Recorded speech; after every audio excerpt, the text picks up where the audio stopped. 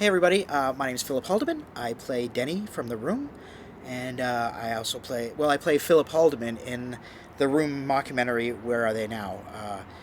So that's why I'm all dirty. Okay, let's go way back.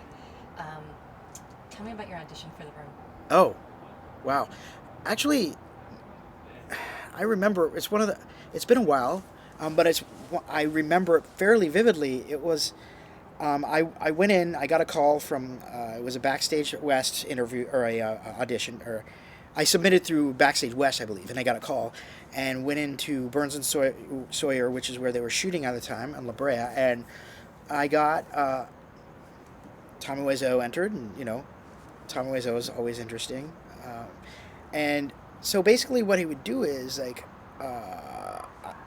there were two actors already there, and so he would call action, but before he call action, he'd be like, "So Phil, I want you to go in there and just be crazy."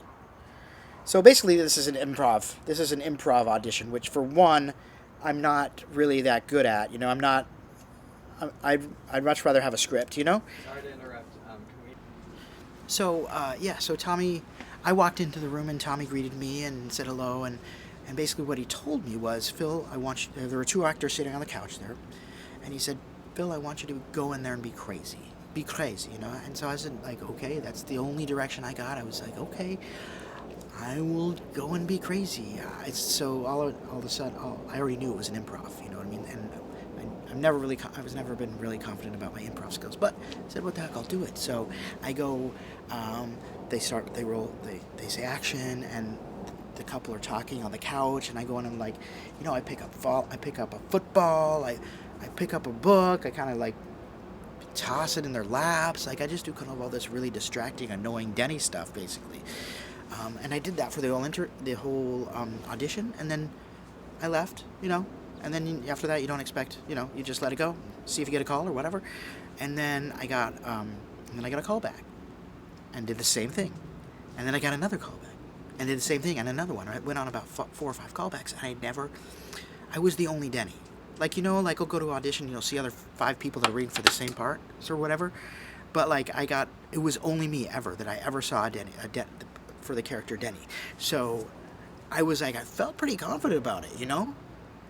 And I got the part, obviously. So that's how it began. And did you work for free? No, we got paid. It wasn't SAG wages, but back then it was 15. Gosh, almost 15 years ago, early 2000, and it was about $100 a day, which was worth it enough for me to leave my food, my waiter job. And so we just thought it was going to be a 3 week script, 3 week shoot, and it ended up being like 3 months almost, between 2 and 3 months. So I basically kind of took a leave of absence from Johnny's New York Pizzeria on Wilshire Boulevard, and I was on set 3 or 4 days, which was great because you're living the dream. And I learned a lot about uh, just being on set, hitting your mark, all the stuff, all the sound and all that stuff. So it was a good experience. Um, what is your favorite memory of Tommy? It's weird. I remember we were kind of set up in these kind of like little canopy things for the men's room, the men's canopy and the women's canopy to get into costume, to get makeup, to do all that stuff. And I remember Tommy would be like, he would be like getting his makeup done, and we'd be getting ready, and like you'd be like, yeah, if this works out, like we do vampire movie. And yeah, so it was like little stuff like that like I remember, and this to this day, if he makes the vampire movie, that might rival The Room, because he's very vampirish. You know what I mean? And he talks like a vampire, and like I was like, that is a good idea. Stuff like that, just like little interactions like that. Was there any? Did you have any bad memories from the room, the making? Well, it was just really hard because um, they were doing Lisa and Mark they had new Lisa and Marks a couple times, and they were would start get new crews. We had like 3 crews on the film, so the hard part was really just kind of like readjusting, like, and feeling like you had kind of done a good job, and then you kind of have to go back and redo it again, you know. So it was a little bit of push and pull there, you know what I mean, and it was a little frustrating, you know. Did that experience prepare you for anything else later in your life? Well, it actually did in a way. I mean, in that sense, it made Tommy Wiseau a bit of a difficult boss. So from that experience, I could really, everybody's gonna have a difficult boss in some point in their life, you know. And so in the future, when that came up, it was one of those things I could, you know, show up and do your job. That's my job, whether I'm an actor or whether I'm a journalist or whatever, you know. So, you know, as long as you get your job done, focus on your job, don't worry about anybody else, then you're going to be fine, you know. Was he different when he was acting in a scene? You know, our scenes were pretty good, I think. I mean, like the big scene that we had was on a rooftop scene talking about Elizabeth, and like it went really well, actually. I mean, you know, we've seen James Franco's clips of his movie about when Tommy was trying to get the line right and whatnot, but like our scene went really well. So, and that was like the main scene that I was just in with him, you know. So from my experience, like it went fine. You know what I mean? So you're working on Robin's mockumentary. Mm. What was that like for you to kind of get back into this whole room business? Weird, because it's been a while, you know. 10 years-ish, you know, when we actually shot the film, around 10 years. It was weird because I had a love relationship with LA when I lived here in the early 2000s, and so I'm coming back, and when the movie first came out, or when it was first getting popular, I struggled with it because everybody was saying that we were all back to actors and it was a horrible movie. At the same time, people were loving it too, but it was a weird period of adjustment for me because I got a theater degree and all this, and like I worked professionally. I did, you know, professional plays before I moved to LA, and so it was weird. Like it was. I took it personally, really, and I was uncomfortable for the first 3 or 4 years, or when it first started taking off. So, wait, go back to what was the question? I think. What was it like getting back into the Oh, room? yes. So I come back, and the hard part was actually like revisiting all these memories in a way. Like coming back, I'd not really been back to LA a whole lot since then, and I kind of have like this like love-hate relationship with it, and so it was hard for me to come back. Like I remember after we shot the first episode that I was in, and I remember like being on the set was great, and it was a great time, and I had Robin was, you know, really good directing me and really kind, and I just feel like when I came, like, but after the shoot was over, I was like exhausted, and I was like, I want to go home, you know what I mean? Because it was just kind of like visiting these kind of memories that I hadn't looked at, but also they were just not really good memories, but in a good way. It's good to revisit that because then you get over it, you know what I mean? You move on. But while the set and everything went well, there was that kind of inner struggle with me, like dealing with my past, you know? And I think it's good to deal with stuff in your past because then you kind of, if you don't, you kind of bring all that stuff with you into your future, you know? So it was again like a push and a pull thing where I was like, oh, like it was a lot of fun, but then like just like psychologically, like mentally, like exhausting, you know? Sure. Yeah. I can only imagine.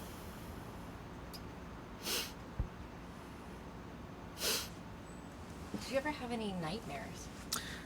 Well, I do have nightmares sometimes, but I can't think of anything about the room. You know what I mean? I get nervous. Like I said, I kind of like I think it's okay as an actor to be nervous because that helps. You just got to focus it. But like, more maybe just a little anxiety leading up to shoots. You know? Is this movie why you left LA? No, actually, not at all. Interesting story. Um, I was just, at the time, it was 2004. This was like 2 years after the script, year and a half, or the shooting. And at the time, I was like, I wasn't happy at all. I was not happy. I felt like I didn't have quality people in my life, and I feel like I just wanted to do something different, you know. And so the room had nothing to do with that, really. I mean, really, the room was a really positive part in my life at the time. And so then I'm driving home to Phoenix, Arizona, driving on the 10, like going right past Palm Springs, and my buddy Scott Holmes, who played Mike in the room, we'd stayed in contact. You know, he called me up on my cell phone as I was driving home with my car full of stuff. He's like, Phil, they're cheering your name when you come on screen.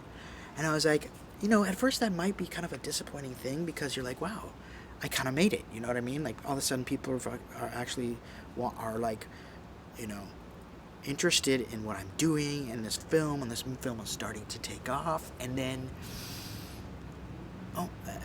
I'm leaving LA. I'm gone. I'm leaving LA. But honestly, and then going through all that stuff with the room taking off and feeling weird about it because it's the worst movie in the world. But, you know, that was a little period of adjustment. But, like, I mean, I got over that, and I'm so much happier now. And I think even if I stayed in LA, and if I was able to get a lot of work out of this film, I think I would have been just as lonely as before, you know?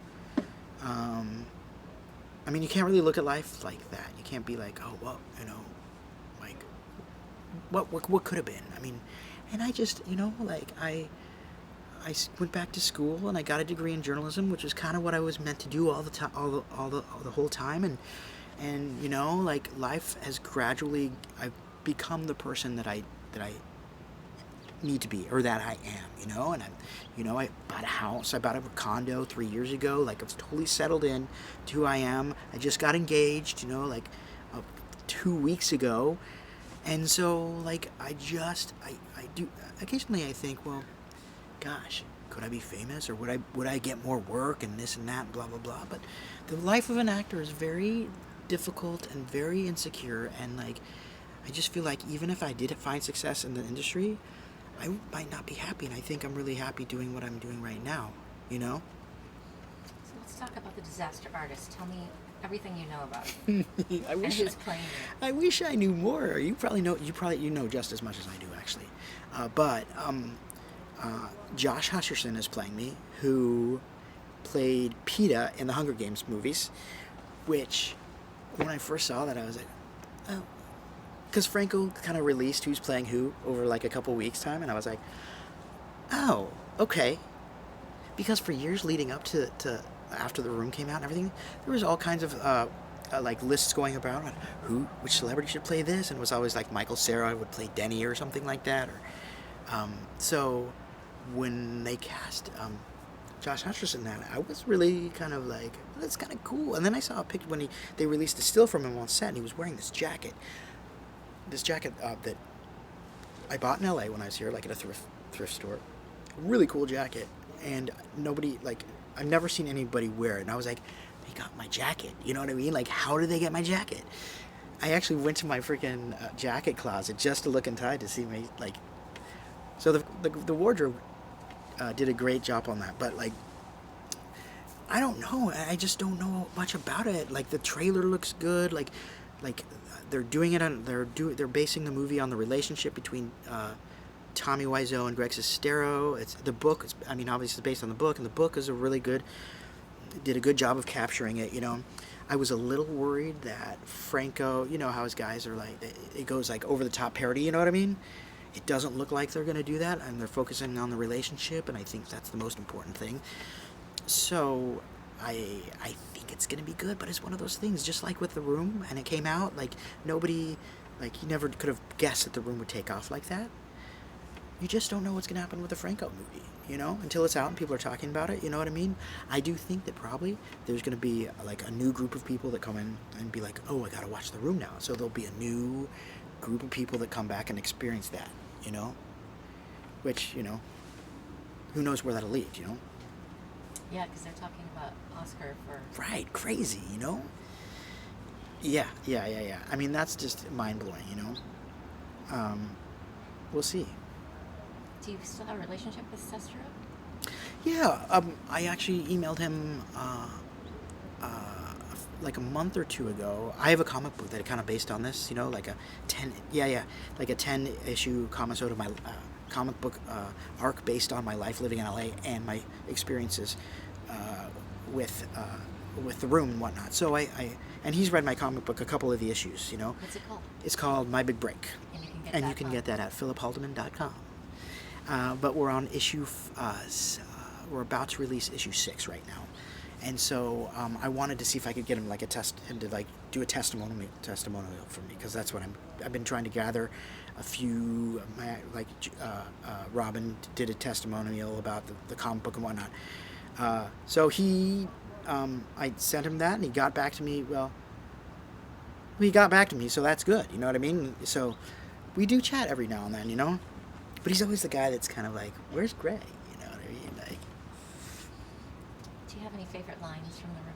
oh man, see, I don't. I mean, like, honestly, like, I'll host like question and answering screenings in Phoenix, and I've done that, you know, in the Southwest, American Southwest, and like, I mean, so I'll do a Q&A during the show or after show, but I don't watch the movie, you know. I mean, really don't. Like, I just don't have a desire to.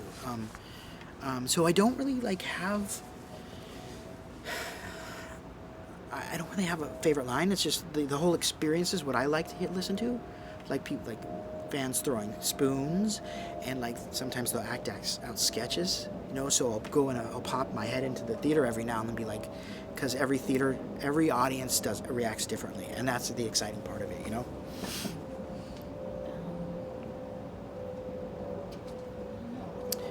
Comic book. Oh, I could tell you. I'll say this. Well, I mentioned the journalism thing. So I'm a news editor, journalist for a newspaper in Phoenix, the metropolitan area called PR Today. We have about a 25,000 person circulation. So that's basically what I'm doing right now, is like focusing. I mean, it's a lot of work, you know. Newspapers they own you, you know what I mean? Journalists and whatnot, they don't let you sleep. So that's what I'm doing right now. That's the other part of being kind of like feeling like comfortable with who I am, you know what I mean? That sort of stuff. So that's basically all I do with my life is, you know, deadlines, you know? Did you already do like a thing about this episode for the I don't think we Soylent did. people? Like just basically doing Or Okay. just talk about the episode in general. like the narrative of the mockumentary okay. and whatnot. This specific Yeah. one. Yeah, that's it. good call. So tell me exactly what's happening in your episode. This one that we just shot, well, I don't think I can tell too much, but I can tell a little bit. I have basically Philip Haldeman in this alternate world of where the room has just messed everybody up, has devolved into this kind of hermit, living in the mountains off by himself, living off the land, cooking squirrel over fire and stuff like that. So I'm like there. I've like, the room has become very difficult for me. All the fans like have been like, you know, what are you, retarded? Like, you know, you look like 20 years older than you did, like blah blah blah blah blah. So the whole point of that is to, you know, rather than like be offended by it, embrace it. You know what I mean? So basically, I am in the wilderness. You know what I mean? Alone, finally. Nobody's gonna talk to me. Nobody's gonna talk to me about the room and me having gray hair and all this stuff. And then somebody shows up. A couple people show up, and so that's probably all I could say. But it gets hairy, literally. You know. So you guys had a sponsor for this episode. Yes, Who was that? Soylent, who I had heard of before, but I didn't know a whole lot about. So Soylent it's like a, it's a health drink, but it's a meal supplement. I guess you can drink it instead of a meal. It's good for it. It's has enough nutrients, protein in it for one meal, I guess. And that's kind of what I drank all day today for this shoot, was Soylent, you know. Plus they were all around, so I was like, check, you know. And actually, not bad. not bad. I would totally. Okay, so, well, but no. How sometimes you expect all these energy drinks to be bad. But my point is, I would buy one of these if I was running behind and hadn't had breakfast. I totally would. You know. Is there anything else you want to tell me? Well, it's been a fun ride. It's one of those things that I would have never expected in my life. None of us did. None of us in the cast ever expected this. Especially after the premiere, we all just, we figured we would all go our own separate ways. And, some of us would stay friends, some of us wouldn't. But this has actually made everybody in the cast stay friends. We still talk to each other. And not only that, it's just like, I mean, as weird as the movie is, like it really touches people. Like people love it to death. And people come up to me and was like, "We saw your movie and then got married," like stuff like that. I've actually officiated. I'm an officiant. I've married people before, and people have asked me, "Will you marry us?" They never got back to me for some reason, but I actually do have a little thing on my website that says, "Want to be married by Denny?" You know what I mean? So I think in a world where it's been really divisive, it's really nice that people can come together and really enjoy each other and enjoy just watching a movie and enjoy, it brings people together, and that's really more important. You don't see a lot of that these days, That's good. Thank you so much for Yeah, talking with us. it's good to talk to you. We'll see you next time, right? Yeah.